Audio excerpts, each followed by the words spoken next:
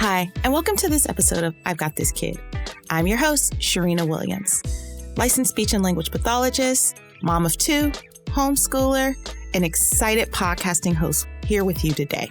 So I just want to let you guys know how excited I am about the support you guys have been giving me, the comments, the outpours of just positive reinforcement on the information that has been delivered thus far. And words can't describe how excited I am to be a part of your child's growth, learning, development, and play. And most importantly, getting you guys together on the same page. That's what we're here for, is to answer your questions and to just make things better within the home. So I also want to put a plug out there that we are not only on Apple Podcasts now, but we're also on iHeartRadio, Google Play, and Stitcher. And, that's all because of you guys. So keep spreading the word, keep listening in, keep sending in those questions, and I will keep answering them as long as you keep sending them.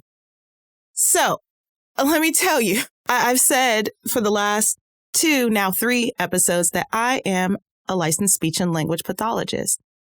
And you guys don't know, I've been doing this for a decade, and it is hilarious to see people's reaction when I say I'm a speech and language pathologist, because most of the time they have no clue what that is, like none. So they assume that based on the first word, speech means that I help people with just their speech sounds, and that's about it. And they kind of dismiss the other things because pathologists, I don't know, people usually think of dying or disease. So it's funny. And I'm going to clear all that up today of what a speech and language pathologist is, what we do, what we cover, and what my subspecialty is. And for the record, yes, we do work with speech sounds, so it's not a cliche. And people who do think that they're on the right track.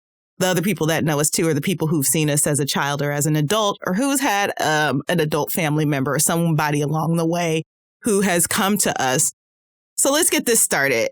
First things first, speech and language pathologists can see anyone from birth to death. I kid you not, we see every age, every population, as long as you have something that's going on with your speech, your language, your thinking, your swallowing, you're going to come and see us.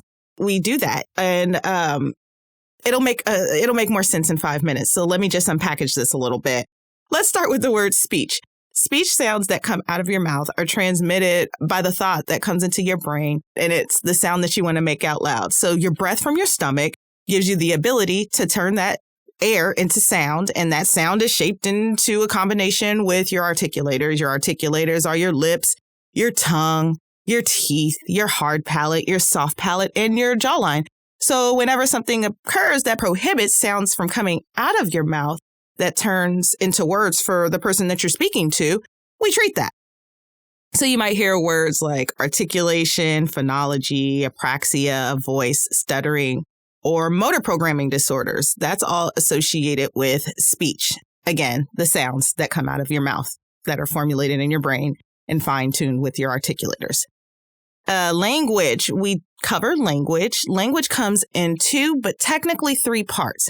Expressive language, those are the words, your vocabulary, the stuff that comes out of your mouth, not the way that it's shaped by the sounds, but the actual words.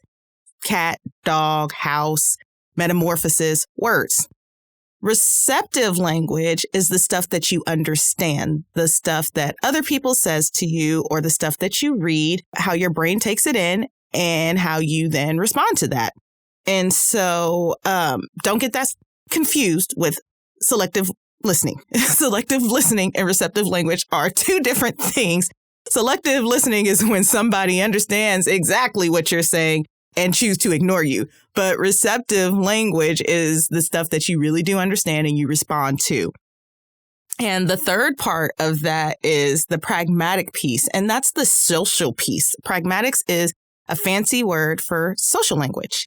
It's how you use your language to get along with the world around you. It's picking up on the social cues and the stuff that's appropriate and inappropriate, and your brain filters out what's okay culturally. It's doing this constantly, and it's fine-tuning to different places and events. So, for example, if you're in a movie theater and you're talking really loud on your phone, that's not pragmatically appropriate, i.e. socially appropriate.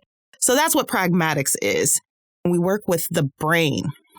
We cover problem solving. We cover cognition. That's your thinking skills, your reasoning, how you take information and come to a conclusion about it. And we have a pretty good understanding about how the brain works because we have to understand how it works so we can understand why things break down, how things are breaking down, and what will play out based on if an area of the brain is impacted. So we understand the brain. And I know that sounds really, really heady, but if you think of it like this, you have a car or you've seen a car. I'm hoping in your lifetime you've seen a car. And in that car, you have under the hood this whole system with a ton of parts. And there's a motor and a transmission and an engine and there's windshield wiper fluid. There's all of these things that's housed under the hood of that car. Think of that like your brain. And so if one part malfunctions, then you take it to the mechanic and you have them fix it. So you could think of speech pathologists in that way as we kind of fix what goes on, or we attempt to fix or help or remediate what goes on to get things rolling smoothly again. And the last thing that we cover, and I hesitate to say this because for me in grad school, this was the scariest thing for me to cover. I kid you not, because it's the one time speech pathologists can really hurt somebody if we misdiagnose. And that's swallowing. So swallowing, we do deal with swallowing, and we look at individuals who get food from hand to mouth. We share that with our sister field, occupational therapy. But we also look at the swallowing mechanism. So once that food goes down your throat, we want to make sure that it's going to the right place. And if it's not going to the right place, we help build up those swallowing muscles. A lot of people don't know that, again, unless they've seen us for some reason. So don't put us in a box, because we see everything and everybody for just about every reason. And we're housed everywhere. We can be in hospitals. We can be in nursing facilities, schools, private practices. Some therapists specialize in different areas. Some will specialize in voice. Some will specialize in swallowing. Some will specialize in language. Others will specialize in speech sound disorders. Or there's people like me who subspecialize in early intervention, but I see everything and everybody. So, and that's with the early intervention population. So it doesn't matter what diagnosis or disease comes to me. I see it and I love it because it keeps me on my toes and it doesn't put me in a box to where I only have to know a certain aspect of the field. I have to know everything at all times. In order to be a good clinician, you have to be well-knowledged and well-versed. And by seeing multiple diseases and diagnosis and how they present themselves in different ways in different people, it makes you a stronger clinician. I've stuck with early intervention as well because I love little ones. They're the cutest little things. And I'm telling you, even if they do something wrong and they're dead wrong, you still love them because they're little. And not only that, I love helping parents really bond with their little ones who have had difficulties with communication or who've had these significant medical backgrounds and all these things that happen so fast in such a little amount of time. I'm there to really help bridge that gap. And it's fun because I get to do it in a way without being judgmental or criticizing and just kind of, reshaping the way that families are doing things just to make things a little bit better. I've seen people come into my office completely hopeless about their child's situation. And within a few months, things turn around just because we've tweaked some stuff in their system. And it's so rewarding. So I am the master at making people or encouraging people, I'll say encouraging people, to do what they don't regularly want to do because they don't feel like they're good at it. And little ones and adults too, who are not good at communication, tend to shy away from it for various reasons. Everybody shies away for the most part from the things that they don't feel like they're great at. And so it's my job to create avenues to build up their confidence just so they can give it another shot. So I am the ultimate queen of looking at the big picture to get everyone in place to get them where they need to be while also looking at the other stuff that we talked about with the speech and the language and the swallowing. And so that's why I'm here, to answer your questions, to make things a little bit better. So that moves us along into today's topic, i.e. question. I got a question from Anonymous, and it was pretty short and pretty basic, but it's such a big topic. And it is, my 3-year-old is not talking. What should I do? If you have children or you know some children and you know toddlers, then you know by 3, they should pretty much have a good, strong vocabulary and be able to communicate some thoughts and ideas to you. And so we're going to unpack this today.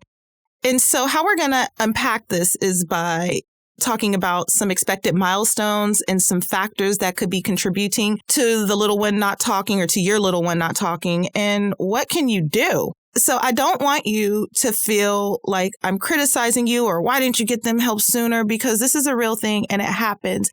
And a lot of times people, parents that is, feel ashamed or they feel like their child will eventually come around. And there's all kinds of other different reasons why parents don't seek help. So listeners out there, do not criticize. If you see a little one who's not using that much language, don't criticize the parent. Just give them a gentle nudge and a gentle nudge with love to see if you can help get them on the right track to get their little one some help. So I thank you for sending in this question. And let's get into it. So, expected milestones. We expect that our little ones by 18 months have at least a good 10 words. And the reason why we put it at around 10 words, some may have more, some may have a few less. You got to think of it like this. For the last 18 months, that little one has been looking at you and your family and observing you guys and everything that you guys do. And they've created this symbol system in their mind because language is a symbol system. No matter what language you use, English, French, Spanish, ASL, it's a symbol system. So they've learned symbols that pertain to their environment, like baba for bottle, mama for mama, cracker for cracker, cup or ka for cup, dada, bye-bye. All of those really simple, basic things, they've been taking all that good stuff in. And so we expect them to start giving that stuff labels, which is why they go from the babbling, ba, ba, ba, ba, ma, ma, ma, ma, pa, pa, pa, pa, and they're working those articulators, those lips, the tongue, teeth, hard palate, and soft palate to finally execute words. And so once they start really practicing, all of a sudden that babble and all of that time you spent talking to your little one, it turns into a word. And then once they know that you understand that word and you've communicated back to them, then they're going to try again and they're going to say another word. And then it builds from there. So again, 10 words at least by 18 months. And then from there, they should start getting at least a good 5+ words, new words each week. And not words they just imitate once and never use again, but words that they're using with you throughout the day. Eventually, those single words will turn into phrases. By the time they get to about 50 words, you're going to start hearing some phrases. I want, mama go, daddy bye, car go, look, plane. Anything that they see that's in their environment and have seen over and over and over again, maybe it's a favorite character, Elmo TV, something along those lines, they're going to start communicating that with you because they either want something, need something, or want to show you something. 2 years old is that time where they are so excited about you becoming a part of their world and they want you to know about everything in their world, which is why their language starts to expand so much. And so that's what we expect. So by 2, we really expect to see those 5 to 7 words. We expect to see those phrases. 18 months, we want to see at least 10 words because, again, that's when the snowball starts to get bigger for them. And that's where that expressive language or vocabulary starts to build up. I hope you guys are following me and this is not too heavy. All right. I'm going to try to make it as light as possible and as fun as possible. All right. So let's also talk about some factors that can contribute to your little one not talking? Let me tell you, I am one of 10 and I am the second to the youngest. And it is insane because not only do I have a bunch of siblings, I also have the privilege of having a bunch of cousins who were raised like siblings. And there were a lot of them too. And so us little ones would have to learn early on how to advocate for ourselves and really be loud and really be stern about our feelings, or else, let me tell you, you get lost in the crowd, you get lost in the shuffle, and it's pretty much over. Like, don't expect to get a word in edgewise. Don't expect to make any kind of decision for yourself. Like, it's pretty much a dictatorship. It's over. And so some things that can contribute to that, one of the things that I've learned is that if your little one is a younger sibling, God bless the older siblings because they are so helpful, but they can also be a little bit hazardous because they anticipate, they know the little ones. Kids know kids. Older kids definitely know younger kids because they're all kids and they speak kid language and they have this whole kid code thing going on. But then the older siblings also kind of want to be the parent and talk for the little one. And the little one sometimes just goes along with it and doesn't try to build up the language. They don't try to build up the language. And it's not that they're not capable. It's just that being that younger sibling and having all of those older ones around can definitely hamper that ability for them to build up their own voice, their own vocabulary, and their own skills. Take it from me. I know it. I had to be real loud and proud. I still do sometimes. They still try to bully me. It's really a sad thing. I have to remind them I'm really grown, but they don't accept that. They don't respect me, but it's fine. I love them anyway. Okay, so the next thing is speech intelligibility. That sounds a lot bigger than what it is. That simply means that when the words are coming out of your mouth, can the people understand you? Can they understand what you're saying? Can they understand the words? If you're saying cat, does it sound like cat or does it sound like cat? Or does it sound like ah? Or something along those lines? Most people are not looking for words to sound like a part of a word, and it can easily be overlooked at this age where these little ones are still building up their ability to produce speech sounds. These words can be overlooked because people just don't know to look for part words. Parents don't know. It doesn't make them a bad person. It just means that they didn't know to look for a word that's a part of a word. You'll hear a lot of like ba for bottle, do for go, especially when they're refining it. And so I encourage you parents, as you start to listen and observe, see if your little one is doing that. And if they are, don't say it back the way that they're saying it. If they say do for go, say, oh, you meant go, and keep it moving because their brain is going to fine tune that. The next thing that can definitely be a factor is their level of motivation.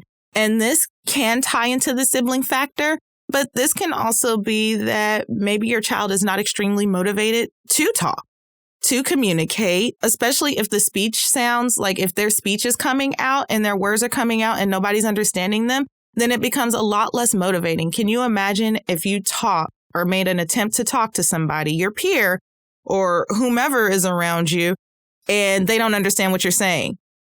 And every day you go to them and talk on countless occasions and they don't understand you. How often would you try? So sometimes that can kind of kill their motivation, or if they've decided to use behaviors like whining or pointing or pulling, or mom and dad and siblings anticipating everything without giving them the chance to communicate with you. So you have to be really, really careful with that. Even if you know what your little one wants, you have to give them the chance to use their words to express what they want and what they need, and not to let others around speak for them and let them advocate for themselves.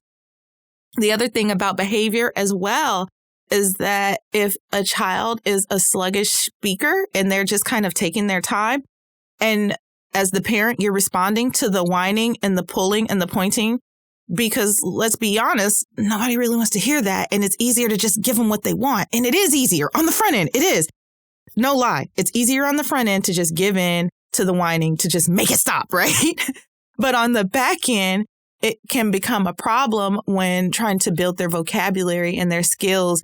And that's those pre-academic skills that we want to build for when it's time for them to go to kindergarten. So we don't want to give into that. We really want to encourage them to use your words, not your whining or your pointing or your pulling. And if you just give them those three, that little phrase, use your words, it goes a long way.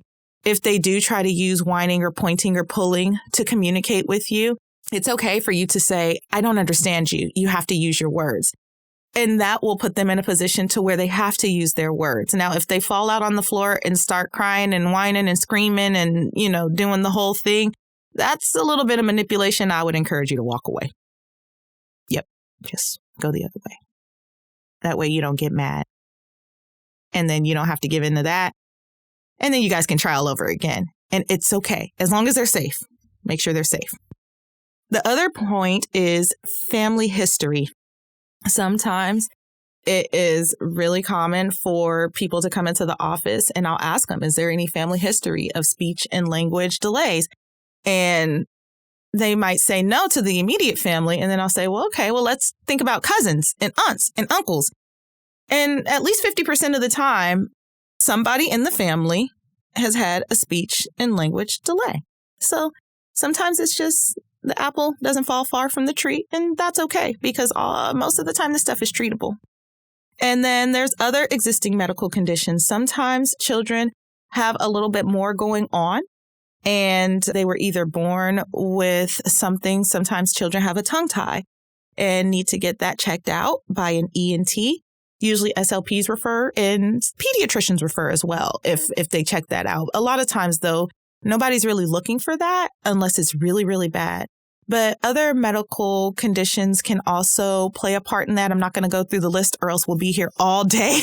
But that could definitely be a factor. So I would talk to my primary care physician about it and pray that they're taking you really, really seriously.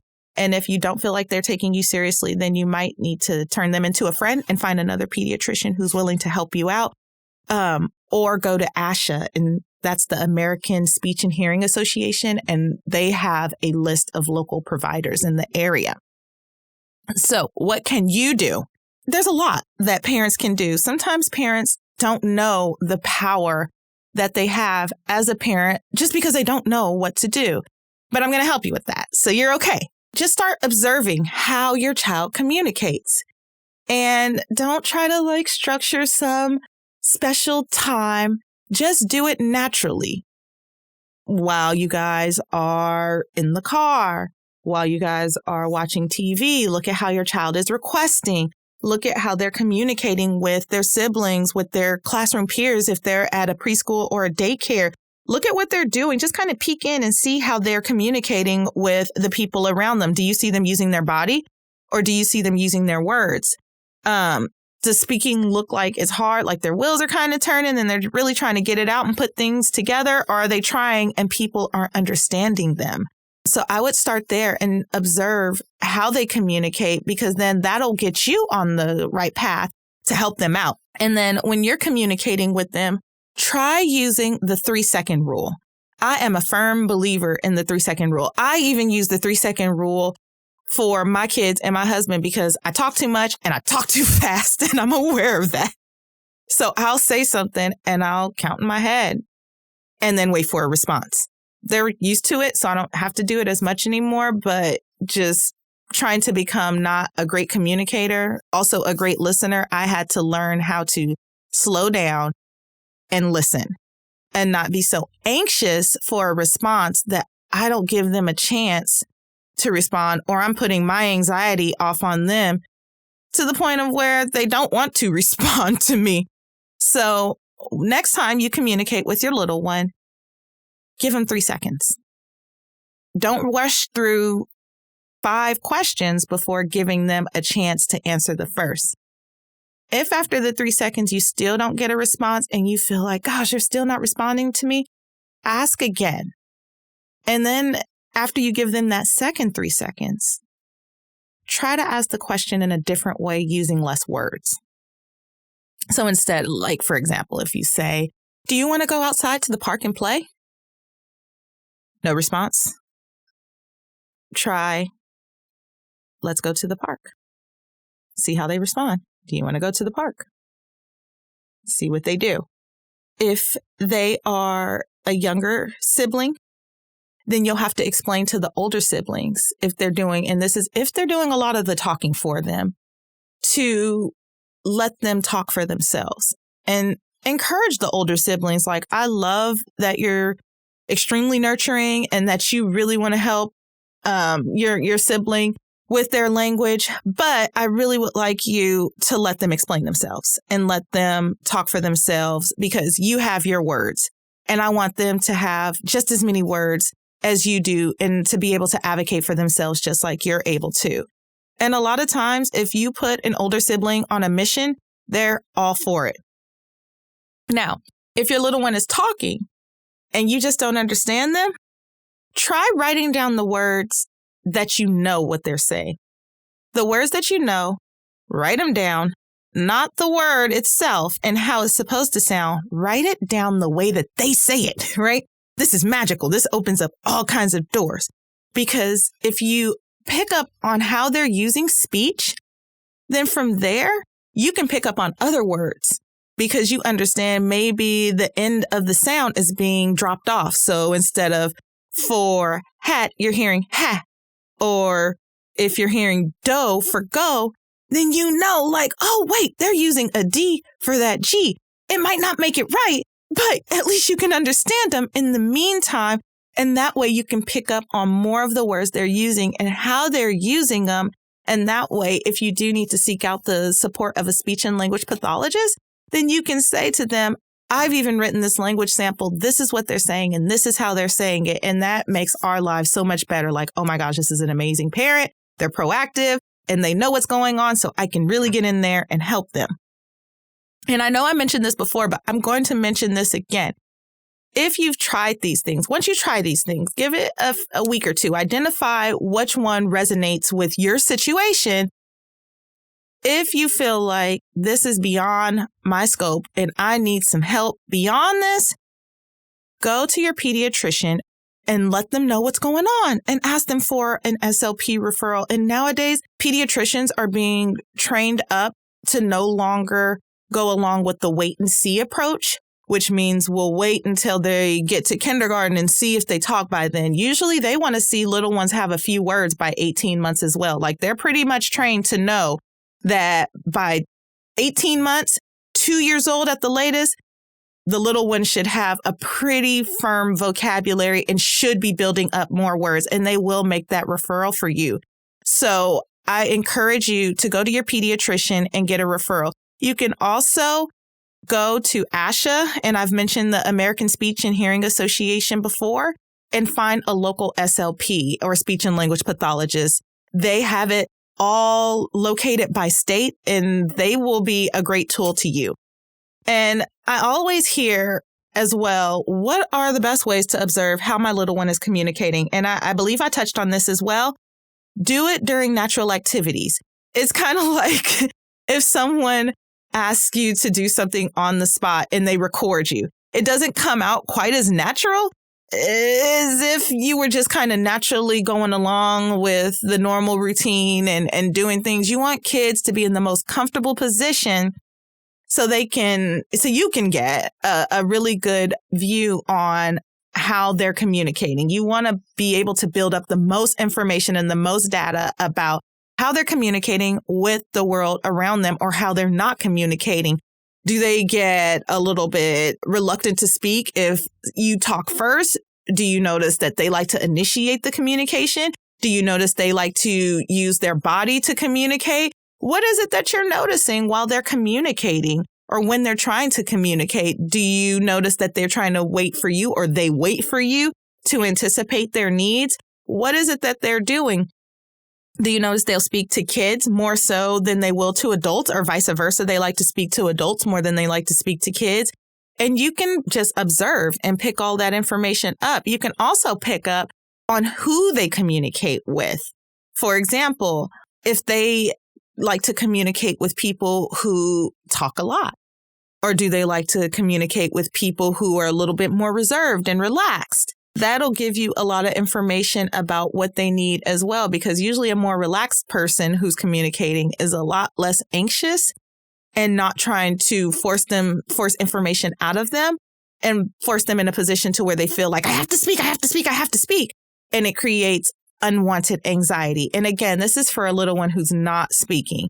3-year-olds by 3, they know that they're not communicating. They've observed enough in the last 36 months to know that they're not doing what their same age peers are doing. So they already know. You don't have to tell them. You don't have to let on that you do or don't know, because they already know on their own. So I would pick up on the kind of communicators they kind of gravitate towards and let that kind of guide the way that you communicate with them.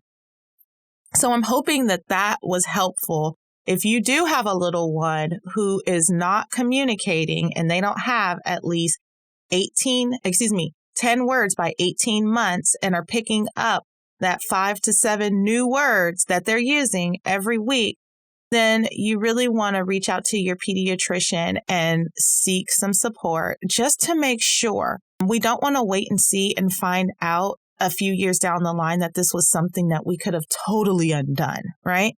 So here are my tips of the day for you guys. Learn how your child communicates. If you learn how your child communicates, the more you know about how they communicate, the better it kind of positions you to communicate with them and how to approach them when trying to communicate with them.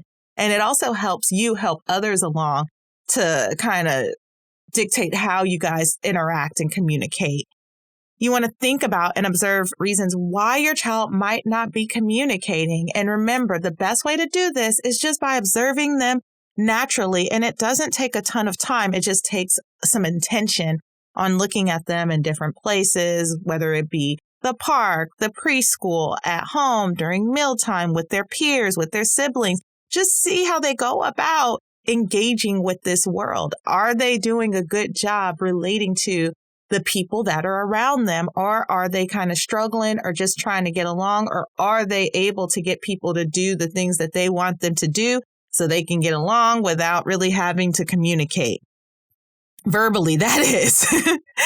And know that you have the power to create opportunities to facilitate language. And that just simply means you have the power to increase their language by setting up good opportunities for them to communicate with you. So that could be anywhere, at any time, in any place. You just need to know what you're looking for and go for it. There's nothing holding you back from building up those language skills, not their imitation skills. Don't confuse those. Those are not the same. Them being great imitators is not the same thing as your kiddo being a good communicator with you. So you want to make sure that those two areas are being distinguished. And last, I can't stress this more than enough.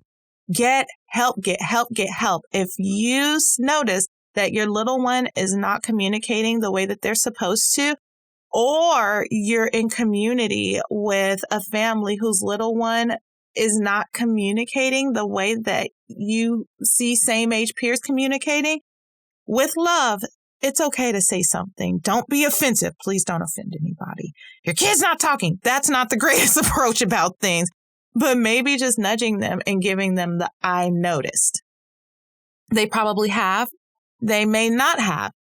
Either way it goes, you have the power to voice that and get help from a licensed speech and language pathologist if you do notice that your child is not communicating. Talk to your pediatrician. They are great tools. They are a great asset to help you out. Also, thank you so much for those who listen to an SLWhooo, because now you guys know what we do and why I'm here to help serve you guys. And I'm hoping that all of this stuff is helpful for you and your little one.